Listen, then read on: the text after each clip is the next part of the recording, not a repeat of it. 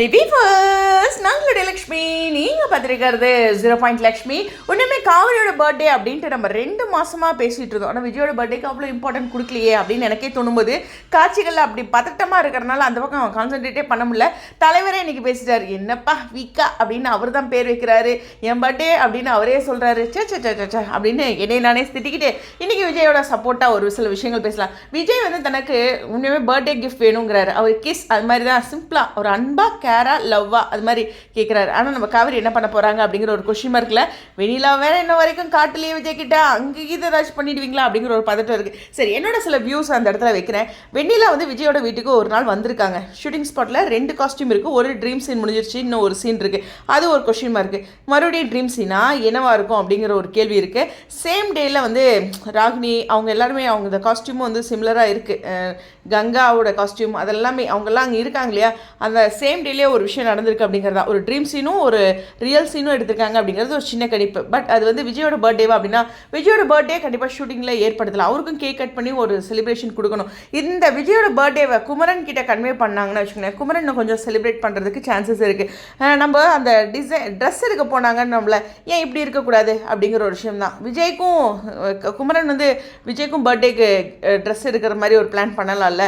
Correct தான், அவரோட காஸ்டியூம்னு அவரே ஒரு காஸ்டியூம் டிசைனர் தான். இருந்தாலும் சர்ப்ரைஸாக அப்படி ஒரு விஷயமும் பண்ணலாம்ல அப்படின்ட்டு யோசித்தேன். ஏன்னா விஜய் பற்றி பேசணுங்க, 4 பாயிண்ட். அவர் பர்த்டேக்கு ஒன்றுமே பேசலன்னு எனக்கு வருத்தங்க. அது குமரனுக்கு தான். இருந்தாலும் அப்படி ஒரு வியூவும் யோசிச்சுக்குவோம். சரி, இது ரொம்ப முக்கியமான விஷயம் என்னென்னா, கொடைக்கானல் போகிறாங்களே, இந்த பர்த்டே ரிலேட்டடாக ஏதாச்சும் இருக்குமா? ஏன்னா கொடைக்கானலில் யாராச்சும் ஒருத்தரோட பர்த்டே செலிப்ரேஷன் கொண்டு தான் ஆடியன்ஸ் ஹாப்பி. எனக்கு தெரிஞ்சு விஜயோட பர்த்டேவை ஸ்மூத்தாக கொண்டு போவாங்கன்னு தான் நினைக்கிறேன். அவருக்கு ஒரு ட்விஸ்டட் பர்த்டே, ஒரு டென்ஷனான பர்த்டேவாக கொடுக்க மாட்டார் டேரக்டர் அப்படிங்கிற ஒரு ஹோப் இருக்குது.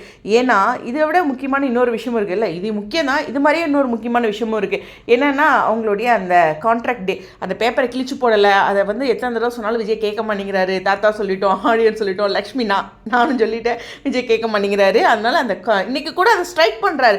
ஏன் அந்த பேப்பரை கிழிச்சு போடலாம்ல, இதுதான் உனக்கு பிரச்சனையான்ட்டு எத்தனை கேட்குறாரு. அதை கிழிச்சு போடலாம்ல. அந்த இடத்துல விஜய் பற்றி ஒரு ட்விஸ்ட் வச்சுருக்காரு.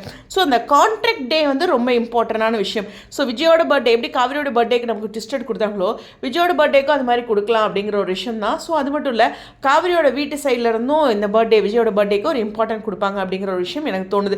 அது மேபி கொடைக்கானலாக இருக்கலாம். கொடைக்கானல் பார்த்தீங்கன்னா குமரன் வீடு காட்டியிருக்காங்க. குமரன் வீடை சம்மந்தம் இல்லாமல் காட்ட மாட்டாங்க. ஒரு கொடைக்கானல் ட்ராக் இருக்குது, லாஸ்ட் ஷூட் அது. அது மட்டும் இல்லை, மறுநாள் காலையில் நம்மளுடைய விஜயும் குமரனும் வாக்கிங் போகிறாங்களே, அந்த காற்றுக்கிணவெளி ஷூட்டிங்கோட அந்த காலேஜோடலாம் வாக்கிங் போகிறாங்க. பட் ஆடிஷன் அங்கே நடந்திருக்கான வாக்கிங் சீனும் அங்கே நடந்திருக்குல்ல, அதில் ரொம்ப முக்கியமான விஷயம் அது கொடைக்கானல் செட்டப் மாதிரி காட்டுறதுக்காக பண்ணியிருக்காங்க. அப்போ இன்னும் கொடைக்கானல் போகல, ஆனால் கொடைக்கானல் செட்டப்புக்காக அது பண்ணியிருக்காங்க அப்படிங்கிறதா.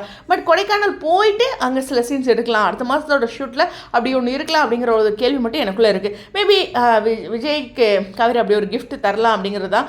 தாத்தாவுமே சொல்லுவாங்க, உனக்கு இவ்வளோ சர்ப்ரைஸ் கொடுத்தாங்களா, அவனுக்கு ஏதாச்சும் பண்ணுவியாமா அப்படிங்கிற மாதிரி ஏதாச்சும் கேட்டு சப்போர்ட் பண்ணி தாத்தாவை ஐடியா கொடுக்குறது அப்படிங்கிற ஒரு விஷயம் இருக்கும். எனக்கு தெரிஞ்சு வெண்ணிலாவோட ட்ராக் வந்து இப்போதைக்கு இருக்காதுன்னு தான். ஆனால் விஜயோட வீட்டில் வெண்ணிலா இருக்காங்க, அது ஏதோ ஒரு ட்விஸ்டட் இருக்குது. மறுபடியும் அவங்க சந்திக்கிற மாதிரி போகிற மாதிரிலாம் இருக்குது அப்படிங்கிறதெல்லாம் இருந்தாலும் இன்னும் கொஞ்சம் டைம் எடுத்துக்குவாங்க அப்படின்னு தோணுது. அது விஜயோட பர்த்டேக்கு ரிவீல் பண்ணுவாங்களா? எனக்கு தெரிஞ்சு இன்னொரு விஷயமும் இருக்குது, அவங்களுடைய கான்ட்ராக்ட் டே நவம்பர் 13.